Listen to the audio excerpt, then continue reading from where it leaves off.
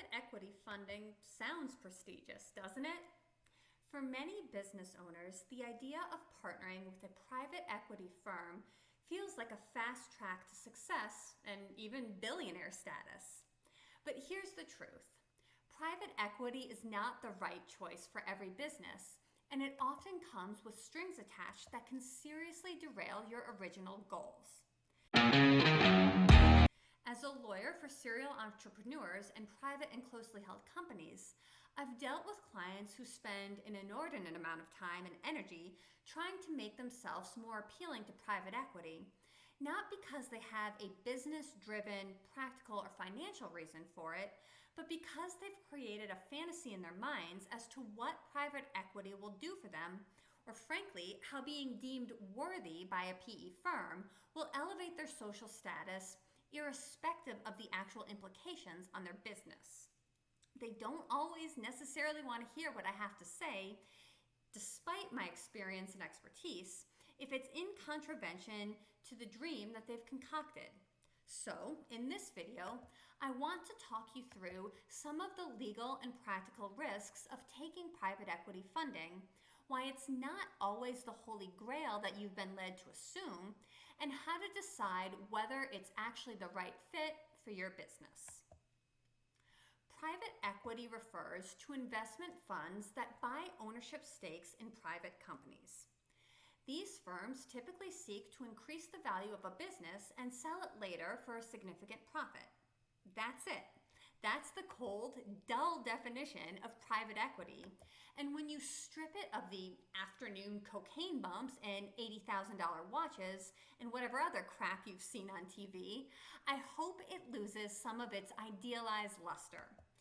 At its best, private equity is a way for a growing business to access large amounts of capital and get strategic guidance and resources from industry experts who have literally a vested interest in your success, spurring your potential for rapid growth and scalability. That's a good baseline for wanting to learn more, but remember that PE firms are not in the business of charity or long-term financial partnerships. They're in the business of maximizing their returns, often within a 5 to 7 year time frame. So let's talk about some of the risks of taking private equity funding. First, you can expect a sometimes jarring loss of control over your business and operations. Once you sell an ownership stake to a private equity firm, you're no longer the sole decision maker. Depending on the terms of the deal, the firm may gain significant influence or even outright control over major business decisions. This is not the same as having to negotiate through differences of opinion when you and the 4 other 20% shareholders, all of whom live and work in your city or whom you know personally and have developed relationships with through your night school MBA program or your industry networking group, when you're struggling to come to a consensus with them. Private equity firms often require board seats or multiple voting rights, giving them a say in strategy, the hiring and firing of executives, and approving budgets. Common contractual clauses also include veto rights, where the firm can block decisions they disagree with, even if you and the original business partners think that it's in the company's best interest. You may envision taking the business in one direction, but if that doesn't align with private equity's profit goals, you could find yourself sidelined or even replaced as CEO. Frankly, sometimes I think that the diminution of authority and blatant disrespect of the former is actually worse than the latter. You can mitigate some of this with foresight. Carefully negotiate governance terms and review post-transaction shareholder agreements and executive employment agreements, as applicable, with an experienced attorney. But don't just review them. You have to be willing to push back against the PE firm. Don't be so flattered and starry-eyed by the fact that private equity is courting you that you give into unfavorable terms because you don't want to rock the boat or risk them losing interest. An experienced attorney can help guide you as to when you're being a pushover and taken advantage of versus when your demands are unrealistic and you may need to consider whether PE is the right fit.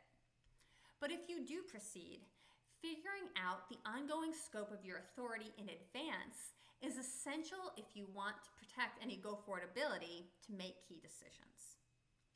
Next, let's talk about the pressure for short-term profits that comes as part of the private equity package.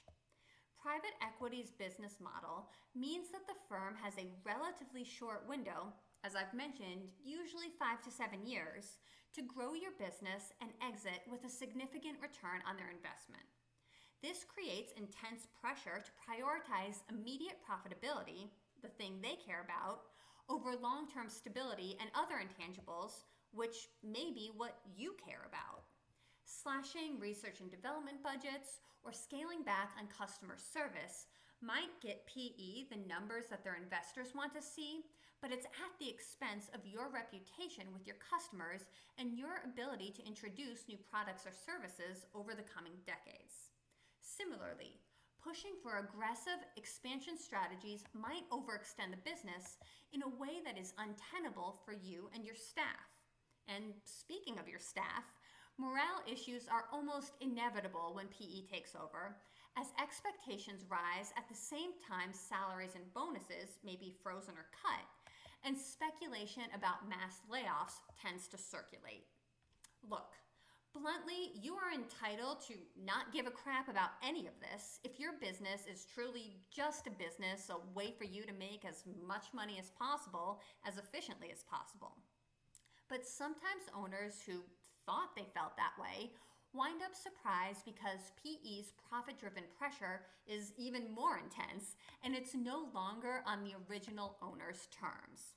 And if your goals are about building a legacy business or maintaining a particular company culture, this short-term focus could leave you feeling disillusioned or even out of business entirely after the firm exits. Don't take this too lightly, even if you're also heavily profit-driven. Before accepting private equity funding, align your vision for the company's future with the PE firm's goals. If they're focused solely on an exit strategy, you may want to think twice. Next, I'd like to briefly touch on dilution of ownership. This seems self-evident, right? Taking private equity funding often means giving up a significant ownership stake in your company. Maybe instead of 100%, you now own 49%. What owners sometimes fail to understand or address, especially if they don't have good legal counsel, is that over time, as more funding rounds occur, your ownership may be diluted even further. There are different types and ways to cap the dilution of your ownership shares, but these need to be negotiated and built into the agreements before the transaction is consummated. Likewise, preferred shares issued to private equity firms often come with superior rights to dividends or liquidation proceeds. Sometimes the PE firm will tell you this is a non-negotiable part of doing business with them, and that may well be accurate, but you need to understand the implications so you can adjust your price and requirements accordingly. Dilution means you may lose control over key financial decisions, and you might end up with less financial upside than you originally anticipated when the company is sold. You're not expected to understand all this intuitively. Work with a competent lawyer or business advisor, or both, to sort through the long-term impact of any equity structure, especially preferred shares and anti-dilution provisions. But these aren't the only provisions that you and your advisors need to consider. Private equity deals are governed by complex agreements that impose strict legal obligations on your company and on you, its founder. Failing to meet these obligations can result in lawsuits, loss of ownership, and other significant consequences. Legal obligations are going to vary by industry and on an individual deal basis, but in brief, consider performance metrics. The private equity firm may present specific performance metrics like revenue, production, and profitability targets that the company is expected to achieve. If you fall short, the firm may claw back a portion of the purchase price if it was paid in a lump sum up front, or they may reduce or withhold future installment payments if the purchase price is payable over a period of years. This can be exasperating to you as an owner because you're expected to meet the metrics they impose at the same time that their involvement constrains your ability to run the business as you see fit. Non-compete clauses are also common. Although there has been a general movement across the U.S. toward limiting the enforceability of restrictions on competition, owners and C-suite executives are consistently treated differently than your run-of-the-mill employee or middle manager. If the deal terms restrict your ability to start a related or competing business in the future, or even just to work or consult for one, you should expect that some version of this restriction is likely to be upheld even after the private equity firm exits. If this industry is your passion and your primary expertise, your ability to find lucrative or fulfilling work in the future may be restricted in a way that you didn't appreciate when you were hypnotized by the purchase price figure. Finally, in some cases, like when the private equity firm is providing bridge financing or in a highly leveraged buyout where creditors are concerned that business revenues might not be sufficient to cover debt service, founders may be asked to personally guarantee certain obligations, exposing their personal assets like real estate, shares, or financial accounts to risk. If you're in this scenario and you have not retained counsel yet, please pause this video and go do that right now before you sign anything. Look, I understand that the thought of paying a lawyer $20,000 or $40,000 or more to sort through all this is terrifying, especially when there's no guarantee that the deal will survive due diligence and negotiations or ever even be consummated. But not engaging a professional to review these things for your benefit can cost you orders of magnitude more in the long run. Finally, let's talk about exit strategy risks. Private equity firms almost always plan to exit your business, whether through a sale, IPO, or some other strategy that may be totally different than what they indicated at the start of all this. Their exit may not align with your vision or goals, and this is true even if you are highly profit motivated with no emotional attachments to your business, brand identity, customers, or staff. So when I refer to exit risks, I don't just mean a sale to a competitor or other entity that compromises your brand or reputation, although it certainly does include that too. A rushed or poorly timed IPO can leave the company vulnerable to public market fluctuations and further restrict your ability to control financial and non-financial outcomes. Even in a private sale, conflicts over the valuation of the business at the time of exit or proper deal terms can leave you in opposition to the private equity firm and the prospective buyer at the same time. You could find yourself pushed out of the business entirely or impotently watching it head in a direction you had never intended, which sometimes can be psychologically worse. No one expects you to sort through all this yourself. Retain a lawyer who understands these deals and what terms the market will tolerate, and let them negotiate clear and favorable provisions about exit scenarios up front, including your role and compensation if the firm decides to sell. Have I scared you away yet? That's not my intention, but a little disillusionment is not a bad thing. It can help you make an objective decision about whether private equity is right for you. It is a spectacular option under the right circumstances, but it's a disaster under the wrong ones. Push the daydream of yourself smugly bragging to acquaintances about how private equity is courting you out of your mind and consider the following. Align your goals and values. If your business goals are about sustainable growth, maintaining control, preserving company culture, or creating a business that your kids can take over someday, private equity may not be the right fit, and that's okay. Next, evaluate alternatives. Private equity is certainly not the only way to inject capital into your business if expansion is your goal. These alternatives have their benefits and drawbacks, just as private equity does, but in my opinion, based on client outcomes that I've witnessed firsthand, many business incubators shortchange these other options, treating private equity as the be-all and end-all of building your business. So make sure you're giving due consideration to commercial small business loans or lines of credit, government-sponsored loans, grants, and programs, angel investors or venture capital, selling a minority share of your business to a local entrepreneur, and bootstrapping or self-funding.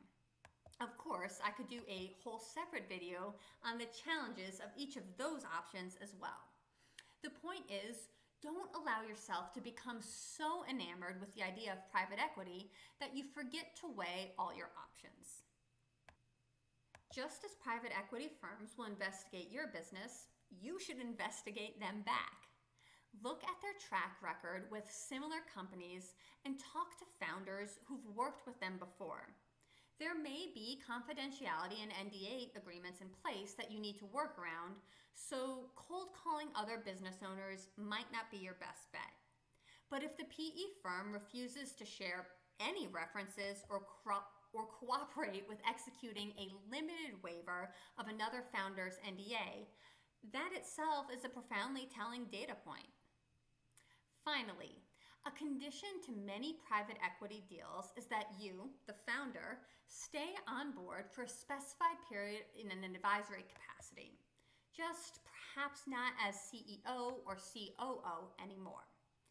This means that you have to spend another 2 years at your former company, now relegated to the role of a regional president or VP of operations or sales, as the PE firm sucks the rest of your institutional knowledge from you, while you receive a lower salary, report to a boss, and watch firsthand as your company evolves in ways that you find distressing without being able to do anything about it. Even in private equity deals that are successful, the joy of the huge purchase price deposit that's wired to your bank account at closing wears off sooner than you think.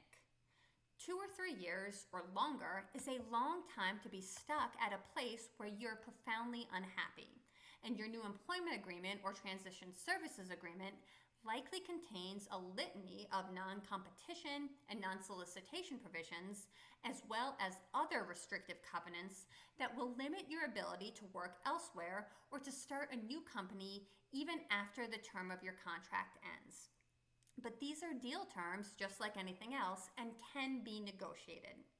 Talk with a lawyer about building escape hatches and safeguards into your transitional employment agreements to ensure that you'll have maximum flexibility to move on to something entirely new when the time is right. You won't be able to get everything you want, so start considering now what you think will matter most. Private equity can be a powerful tool for growth, but it's not the golden ticket that many business owners imagine.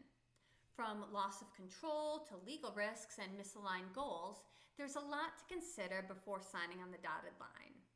The terms of the deal are as important as the size of the check. A bad partnership can sink even a thriving business and can leave you filled with regrets.